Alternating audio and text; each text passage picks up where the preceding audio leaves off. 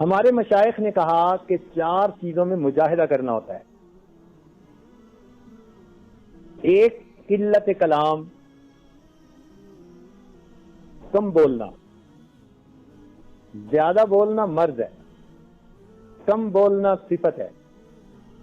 نبی علیہ الصلوۃ والسلام اتنا کم بولتے تھے کہ جہاد کا خطبہ نبی علیہ السلام نے دیا اور 200 سے کم الفاظ،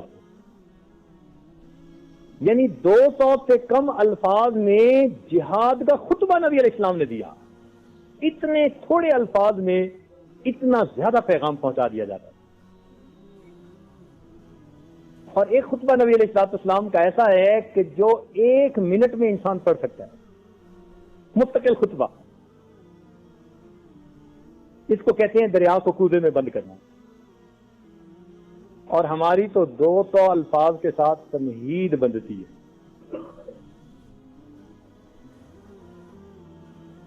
تو قلت کلام، جیسے حضرت مولانا اثر کے بعد فرما رہے تھے کہ بھئی ایک دوسرے سے بات چیت کرنا بند کر دیجئے. بہت ہی کوئی ضرورت ہو تو پھر کلام کیجئے، وہ بھی آہستہ آواز سے. کہہ رہا ہے شور دریا سے سمندر کا سکوت، کہہ رہا ہے شور دریا سے سمندر کا سکوت، جتنا جس کا ظرف ہے اتنا ہی وہ خاموش. حضرت خواجہ باقی باللہ رحمۃ اللہ علیہ ہمارے سلسلہ کے ایک بزرگ گزرے، خاموش طبع تھے، بہت کم بولتے تھے. کسی نے ایک مرتبہ کہا کہ حضرت کچھ وعظ و نصیحت کریں، فائدہ ہوتا ہے لوگوں کو.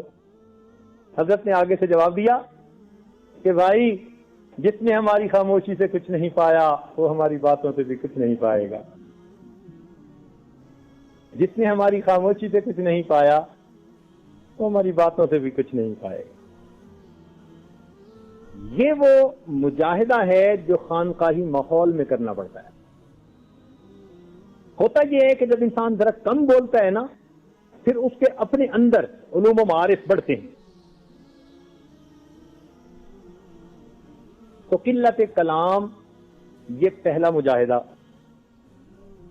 دوسرا ہے قلت طعام. قلت طعام کا کیا مطلب؟ کہ ضرورت کے مطابق کھائے.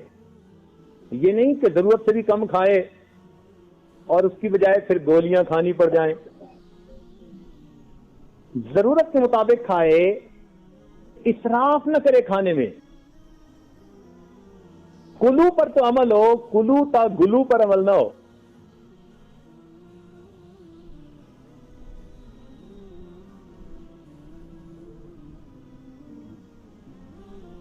تو ضرورت کے مطابق کھانا، اتنا نہ کھائے کہ کھانے کے بعد پھر بے اختیار پڑ جائے.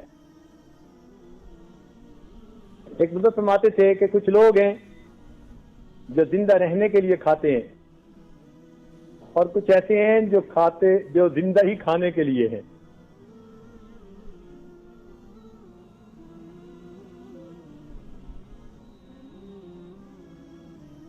یہ نعمت قلت طعام والی ہمیں روزہ سے نصیب ہو رہی ہے. آج کل روزہ رکھتے ہیں نا تو قلت طعام پر خود بخود عمل ہو رہا ہے. خانقاہی ماحول میں پہنچ گئے تو قلت کلام پر بھی عمل ہو جائے گا. تیسری چیز ہے قلت منام، تھوڑا سونا. تھوڑا سونا سے کیا مراد؟ کہ ضرورت کے مطابق سوئے. گھوڑے بیچ کے سونے کی اجازت نہیں. اور یہ طے شدہ بات ہے کہ جو انسان ڈٹ کے کھائے گا وہ جم کے سوئے گا.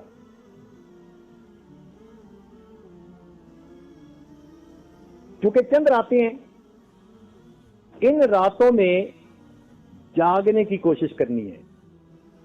ایک سکیجول بنا دیا گیا، آپ پیش کر دیں گے، اس کے مطابق آپ سوئیے اور جاگیے. اعتدال ہوگا، نیند بھی مل جائے گی، عبادت کا بھی موقع مل جائے گا. ویسے تراویح پڑھنے سے قلت منام پر عمل ہو جاتا ہے. تلاش لیلۃ القدر کے لیے ہمارے ایک مہربان ہیں، ان کی 4 تراویح ابھی رہتی ہیں. انہوں نے 4 تراویح ابھی پڑھنی ہے تو ہم ان کے پیچھے نفل کی نیت باندھ لیں. ان کی تراویح ہو جائے گی، ہمارے نفل ہو جائیں گے، قیام اللیل کا ثواب مل جائے گا. پڑھتے وہ بھی ایک پاؤ ہی ہیں، زیادہ نہیں پڑھتے، ڈرنے کی ضرورت نہیں ہے. مگر کم از کم کچھ عمل تو ہم کریں نا لیلۃ القدر کی تلاش میں.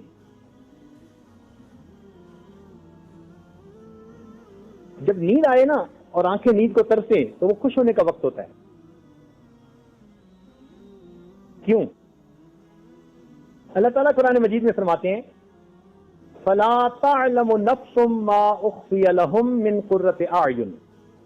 کوئی جی نہیں جانتا کہ ہم نے ان نیکوکاروں کی آنکھوں کی ٹھنڈک کے لیے کیا تیار کر رکھا ہے.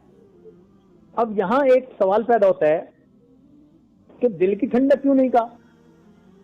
کہ ہم نے ان کے دلوں کی تسکین کے لیے کیا تیار کر رکھا ہے؟ ہم نے ان کی دل کی ٹھنڈک کے لیے کیا تیار کر رکھا ہے؟ نہیں. قرآن مجید میں فرمایا ہم نے ان کی آنکھوں کی ٹھنڈک کے لیے کیا تیار کر رکھا ہے. تو مفسرین نے اس کا جواب لکھا کہ جو لوگ راتوں کو جاگیں گے، کیونکہ رات کو جاگنے سے آنکھیں نیند کو ترستی ہیں، اللہ تعالیٰ قیامت کے دن اپنا دیدار عطا کر کے وہ لذت دیں گے کہ جن کو دیکھ کے آنکھوں کو ٹھنڈک مل جائے گی. تو اس لیے اگر آنکھیں نیند کو ترسیں تو خوش ہوں کہ الحمدللہ ایک وقت آئے گا کہ ان آنکھوں کی اس نیند کی کمی کی لاج رکھی جائے گی اور ان کو تسکین عطا کی جائے گی. تو قلت منام تراویح سے اور قیام اللیل سے انشاءاللہ اس پر بھی عمل ہو جائے گا. اس کے بعد رہ گیا قلت اختلاط مال انام، لوگوں کے ساتھ تھوڑا اختلاط کرنا. جو لوگ اعتکاف میں بیٹھ چکے ان کو اس پر عمل نصیب ہو گیا.